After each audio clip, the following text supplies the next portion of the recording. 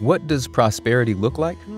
A purpose in life, enough money to take care of all your wants and needs, and a government that monitors how you choose to express yourself so they can throw you in jail if they don't like what you say or believe. That doesn't sound right. Freedom of speech is an underrated part of a prosperous life. In the US, we're pretty much free to say whatever we want, as long as our speech doesn't harm others. But what counts as harm? Meet Greg. The government prohibits speech that advocates for the immediate use of force against someone. So, if we tell everyone to throw assorted fruit at Greg, that's a problem. There are also laws that prohibit lying about someone to damage their reputation, also known as defamation. We can't go on the news and say Greg steals money from the children's hospital and uses it to buy illegal exotic pets, unless Greg actually does do that. We also can't tell Greg we're selling him a zebra when it's really a horse with stripes painted on it. First of all, the horse deserves better. Second, that's fraud.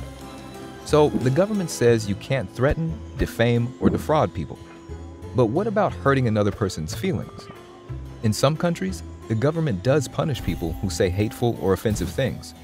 But when a government has the power to prevent speech it doesn't like, what stops them from preventing speech that, say, criticizes the government? That level of power is a big threat to freedom and future prosperity. Of course, government censorship isn't new.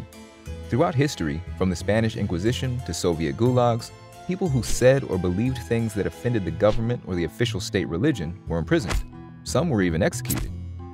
Ultimately, these practices stifled progress and innovation. People didn't look for ways to make the world better because it was risky to question the way things already worked. That would suggest the government wasn't doing a good job, and that wasn't allowed. Diversity of thought was basically banned. Progress stalled. Prosperity faded. Today, Americans are generally free to speak out against the government. We can practice our chosen religion, spend time with whomever we want, and proudly believe Bigfoot is not an urban legend. With freedom of speech, we have freedom to disagree, and we don't need the government to dictate which side we're on. If someone's anti-Bigfoot stance offends us, we're free to boycott them and their business. Keeping the power with the people through freedom of speech helps new ideas flourish and promotes prosperity for all, even Greg.